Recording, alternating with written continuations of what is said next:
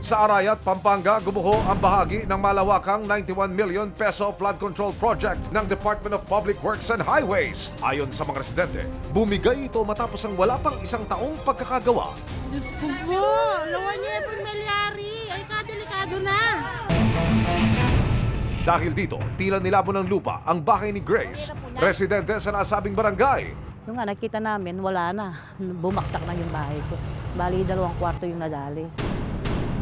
Tipak-tipak na ang lupa at halos mabungkal na sa tindi ng pinsala. Ang itinuturong dahilan daw ay ang whirlpool o ipo-ipo na dumaraan sa tubig. Ito po yung seat pile ko. Ngayon, dito po umiikot yung tubig. Tapos, sa tagal-tagal niyang umikot, sa loob ng 1 taon, konti-konti nakukuha yun yung lupa. Paliwanag naman ng Department of Public Works and Highways, hindi raw pagguho ang nangyari kundi settlement. Saturation po, yun nga po yung pag may seepage po na water, continuous flowing po yun. Yung mga nilagay po natin na tyrant at deadman, hindi na po makuwang lumaban po. Gawa ng pag malambot po yung lupa, mas brittle po siya na doon sa collapse or magkaroon ng settlement po. Giit naman ng contractor ng nasabing proyekto, angkop ang mga materyales na ginamit nila para sa flood control project. Yung mga sheet piles po ba na to, yung talagang angkop for the floodway project? Opo.